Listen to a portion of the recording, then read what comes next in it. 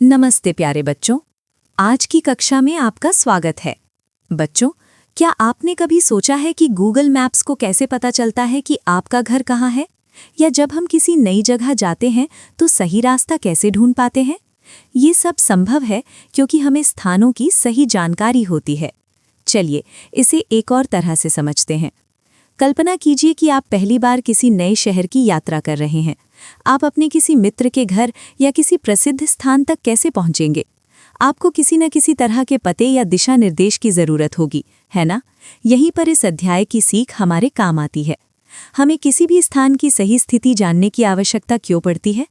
ताकि हम रास्ता न भटकें, समय पर पहुंच सकें और इस बड़ी सी दुनिया को बेहतर ढंग से समझ सकें। ये अध्याय हमें सिखाएगा कि कैसे हम मानचित्रों और ग्लोब की मदद से पृथ्वी पर किसी भी स्थान का सटीक पता लगा सकते हैं। तो चलिए अपने सफ़र की शुरुआत करते हैं हमारे पहले और सबसे ज़रूरी उपकरण यानी मानचित्र से। मानचित्र क्या है? दुनिया को समझने का हमारा पहला उपकरण। मानचित्र हमारे सबसे बुनियादी और शक्तिशाली उपकरणों में से एक है जो हमें अपने आसपास की दुनिया को देखने और समझने में मदद करते हैं। ये सिर्फ कागज के टुकड़े नहीं बल्कि जानकारी का खजाना होते हैं।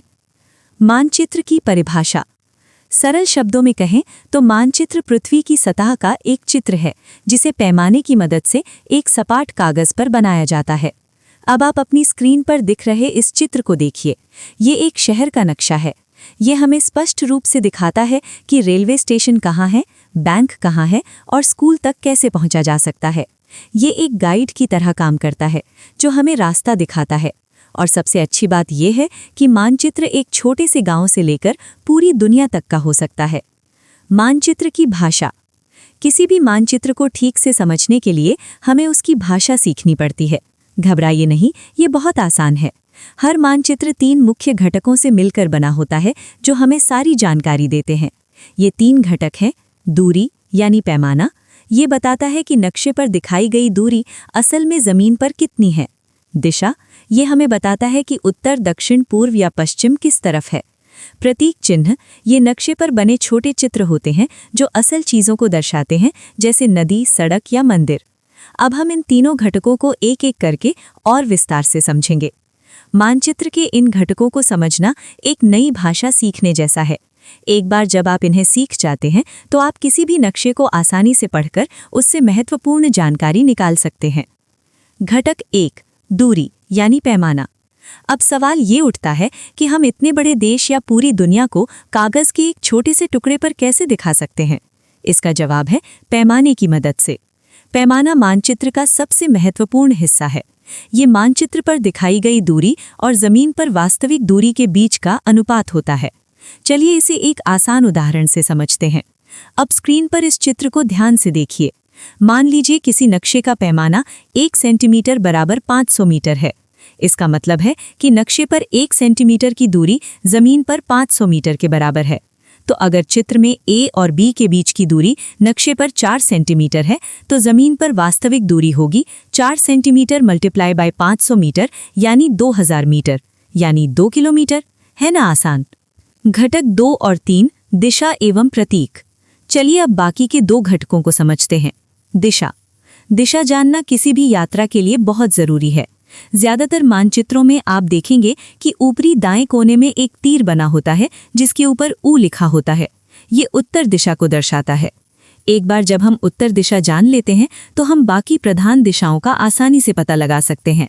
पूर्व यानी आपके दाहिनी ओर, पश्चिम यानी आपके बाईं ओर और दक्षिण यानी आगा सूचक में देख सकते हैं। प्रतीक चिन्ह यानी रूढ़ प्रतीक। नक्शे पर हर चीज जैसे कि इमारतें, सड़कें, पुल या नदियां का असली चित्र बनाना तो संभव नहीं है, इसलिए हम रूढ़ प्रतीकों का उपयोग करते हैं। ये प्रतीक कम जगह में ज्यादा जानकारी देते हैं और नक्शे को पढ़ना और समझना आसान बनाते हैं।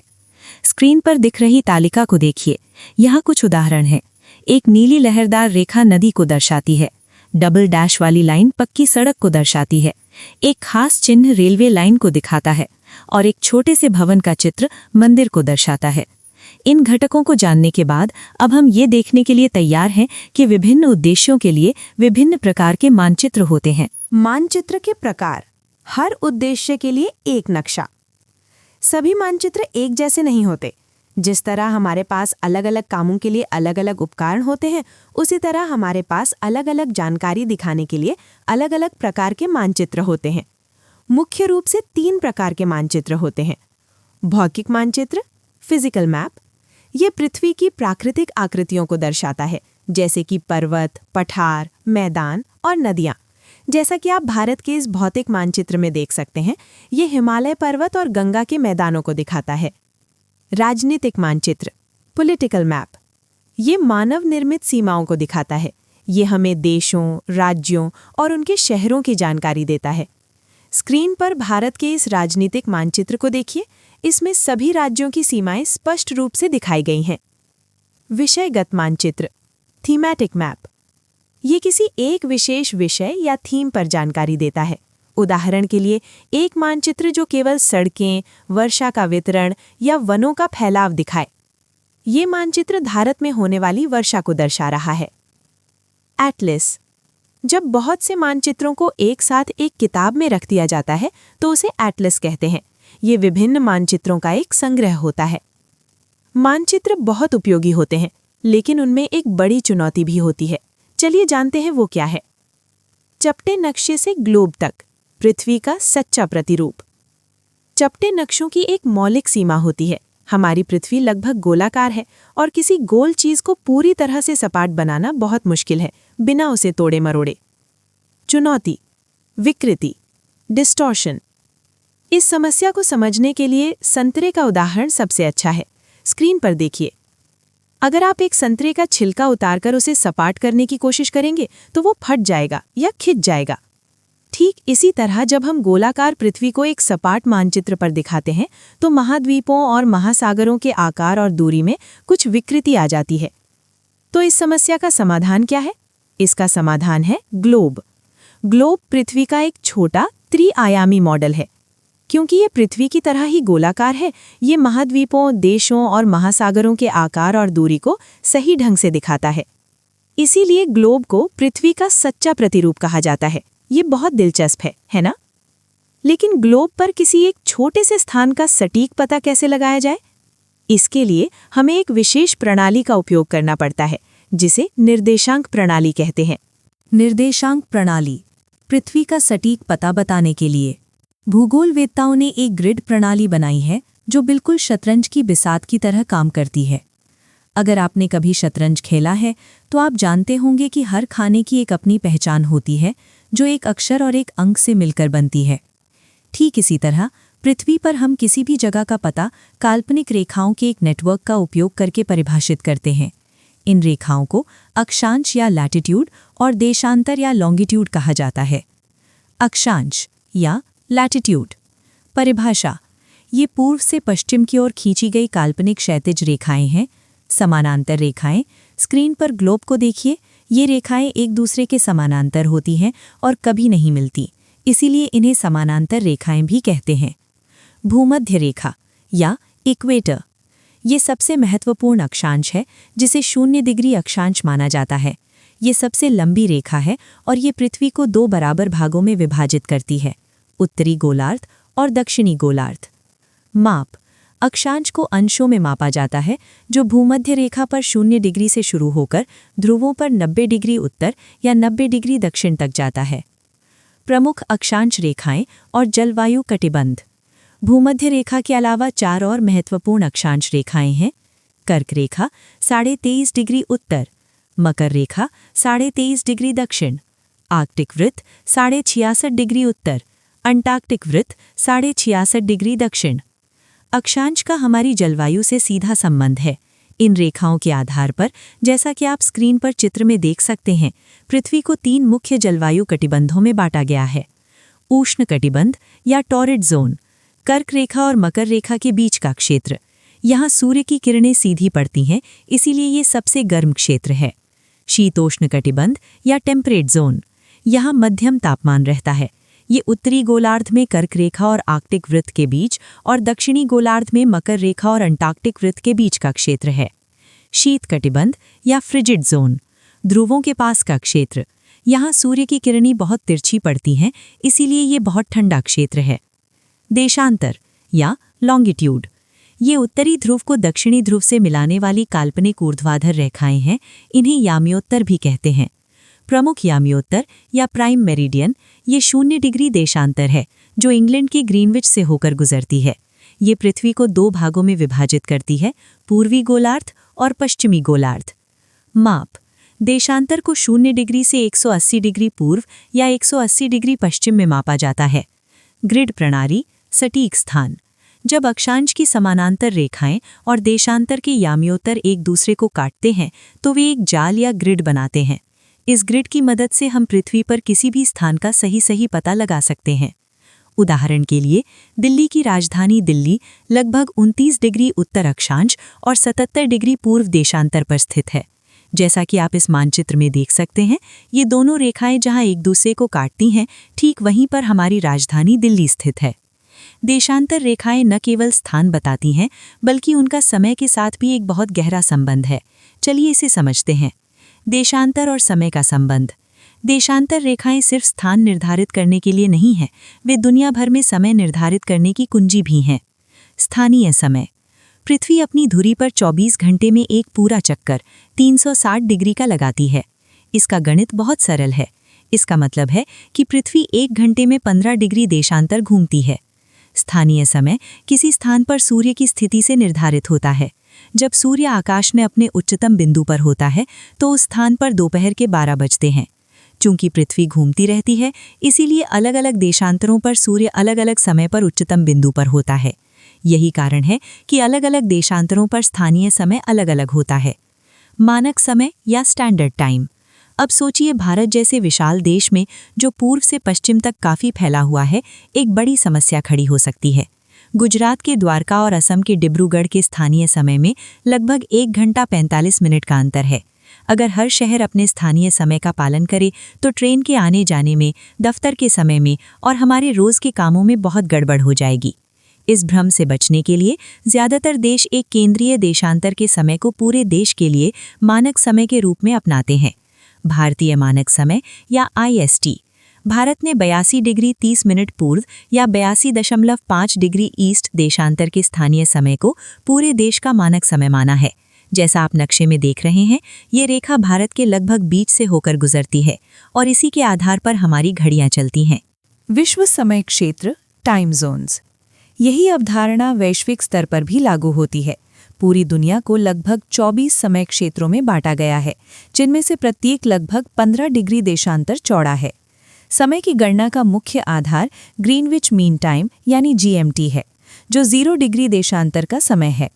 चूंकि भारत का मानक देशांतर 82.5 डिग्री ईस्ट है, ग्रीनविच से पूर्व में है, इसलिए भारतीय मानक समय IST GMT से 5 घंटे 30 मिनट आगे है। रूस और संयुक्त राज्य अमेरिका जैसे कुछ बहुत बड़े देशों में एक से अधिक समय क्षेत्र भी हैं। अंतर्राष्ट्रीय तिथि रेखा इंटरनेशनल डेट लाइन।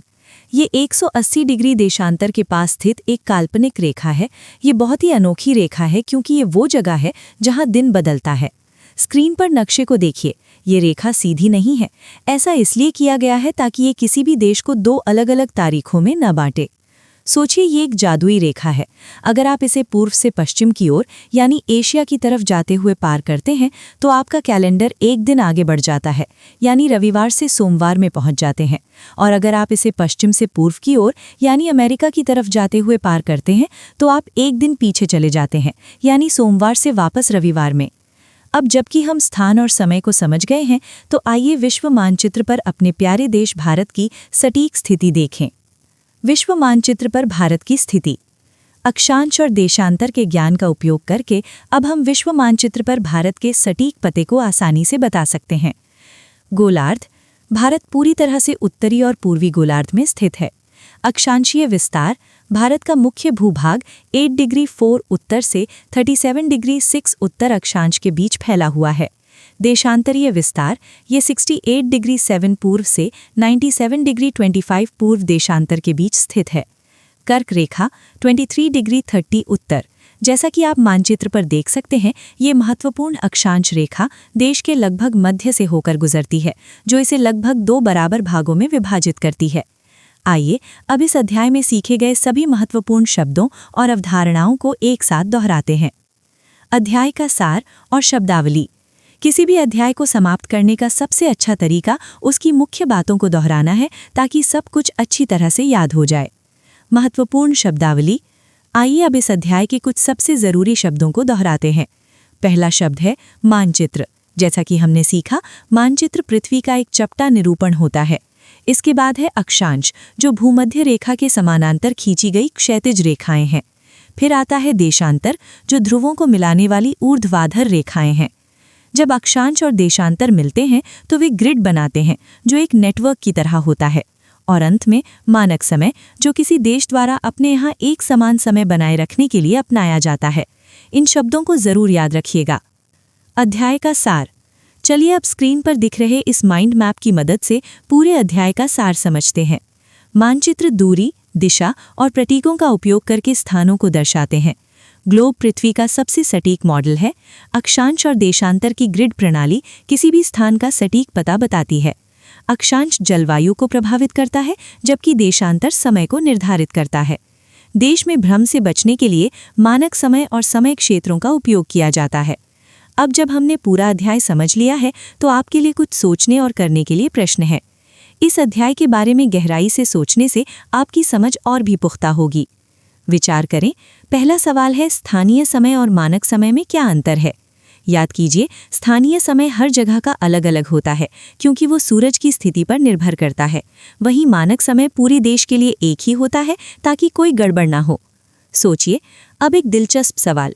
जब लंदन GMT 0 डिग्री पर दोपहर के 12 बजते हैं तो भारत में शाम के 5:30 क्यों बजते हैं? चलिए मैं समझाती हूँ। ऐसा इसलिए है क्योंकि भारत का मानक देशांतर 82.5 डिग्री पूर्व है। हमने सीखा था कि पृथ्वी 1 घंटे में 15 डिग्री घूमती है, तो 82.5 डिग्री घूमने में उसे 5.5 घंटे यानी 5 घंटे 30 मिनट लगेंगे। और चूंकि भारत ग्रीनविच से पूर्व में है, इसलिए हमारा समय आगे है। गतिविधि। अब आपके लिए एक मज़ेदार गतिविधि। अपने घर से स्कूल तक का एक सरल रेखा चित्र या मानचित्र बनाएं। इसमें अपने रास्ते में आने वाले महत्वपूर्ण स्थानों जैसे दुकान, पार्क आदि को प्रतीकों का उपयोग करके दिखाएं और उत्तर दिशा को एक तीर से अंकित करना न भूलें। ये गतिविधि आपको मानचित्र बनाने के मूल सिद्धांतों को समझने में बहुत मदद करेगी। तो बच्चों, आज हमने सीखा कि पृथ्वी पर किसी भी स्थान का पता कैसे लगाया जाता है और समय की गणना कैसे की जाती है। ये ज्ञान न केवल भूगोल के लिए बल्कि हमारे दैनिक जीवन के लिए भी बहुत महत्वपूर्ण है। अगर आपको ये वीडियो उपयोगी लगा हो और आपने आज कुछ नया सीखा हो तो कृपया इस वीडियो को लाइक करें।